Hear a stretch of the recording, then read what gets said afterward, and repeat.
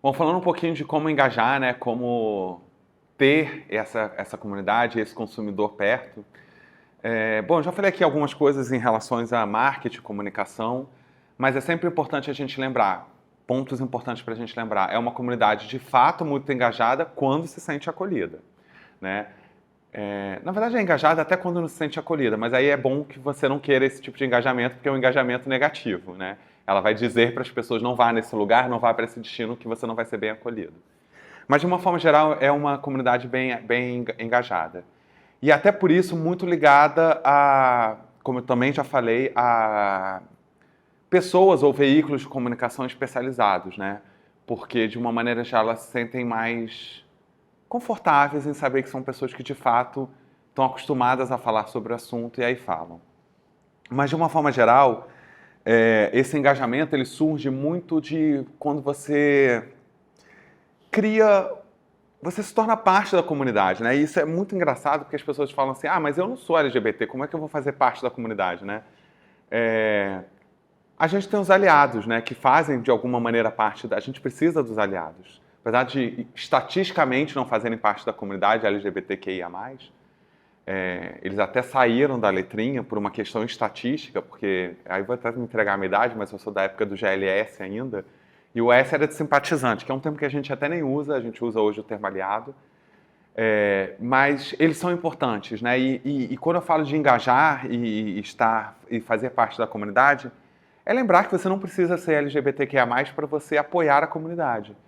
Então, é super importante você estar junto da comunidade em eventos, né? Então, apoiar as demandas da comunidade, lutar para os direitos dessa comunidade, mostrar apoio à luta pelos direitos da comunidade.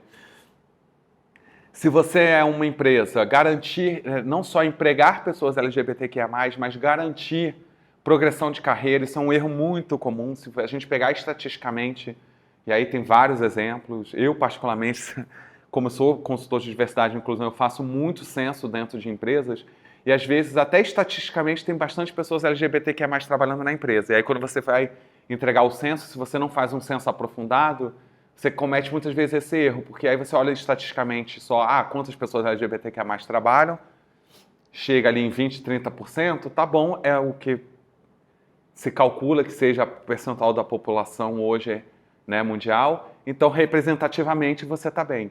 Só que aí quando você vai dissecar mais esse censo, você percebe que em cargos de liderança você não tem essa proporção, né? Então, tá certo? Não, tá errado. Né? Porque não adianta só empregar pessoas e manter elas só em cargos de entrada. Você precisa garantir progressão de carreira para essas pessoas. Então, ter esse tipo de cuidado dentro de empresas é super importante. Também é importante lembrar que quando a gente fala de destino, porque quando a gente fala de empresas tem algumas especificidades, quando a gente fala de destino tem outras. Quando a gente fala de destinos, tem que ser um destino de fato acolhedor para a comunidade. Esse destino promove eventos para a comunidade, esse destino garante direitos para essa comunidade. Então, isso tudo vai gerando engajamento para o turista LGBTQIA+. E quando a gente fala de comunicação, como eu já falei, investir em mídia especializada e principalmente apostar em histórias reais. É um exemplo que eu sempre dou para as empresas que eu faço consultoria. Eu quero falar, eu quero demonstrar de alguma forma que a minha empresa é inclusiva. Como é que eu vou fazer isso? Mostrando histórias reais. Você tem colaboradores LGBTQIA+, coloque ele de frente para a câmera. Coloca ele fazendo palestra interna. Deixa ele contar a história dele, de como ele se sente, como é que foi entrar nesse mercado de trabalho, como ele se sente dentro da empresa.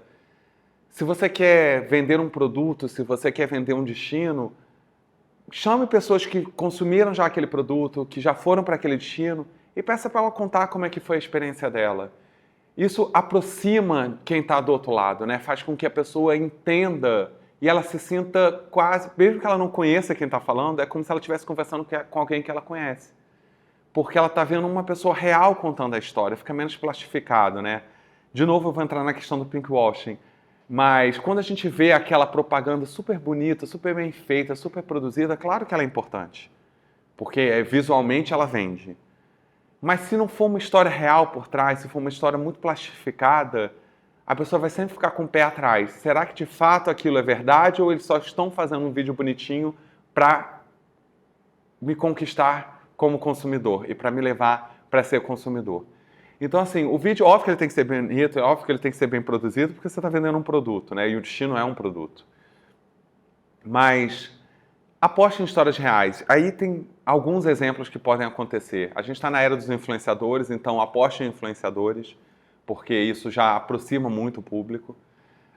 Mas mesmo que seja um vídeo institucional, por exemplo, faça com pessoas reais, mostrem pessoas que de fato existem. Ao invés de você contratar, de repente, 2 pessoas e uma criança, 2 modelos e uma criança para fingir que é um casal gay com uma criança, contrate uma família LGBT para fazer essa imagem. Vai passar mais verdade, invariavelmente vai passar mais verdade. E aí as pessoas vão se identificar melhor com aquilo, né? Então, tome muito cuidado na hora de se comunicar para ter esses pequenos cuidados. E, de novo, se engaje de verdade, se engaje por completo.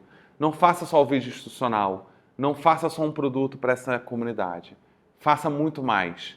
Faça eventos para essa comunidade, empregue pessoas, apoie eventos dessa comunidade, apoie demandas dessa comunidade. Toda vez que a gente chega num evento que é feito para a comunidade, que a gente olha as marcas que estão ali expostas, apoiando, a gente fica com aquela marca na nossa cabeça. Então, provavelmente, na hora de escolher quem a gente vai consumir daquelas marcas. Existe um exemplo, e eu gosto de sempre usar esse exemplo, infelizmente é um exemplo negativo, mas eu gosto muito de usar. Existia uma marca italiana de massa, e aí a gente está falando de um consumo alimentício, que uma vez o CEO deu uma entrevista, ele foi extremamente LGBT-fóbico na entrevista que ele deu. A comunidade se mobilizou em boicotar aquela empresa. Obviamente que a gente boicotou comunidade e aliados, e aí está a importância dos aliados, porque quando a gente usa os aliados para isso, a gente atinge muito mais gente.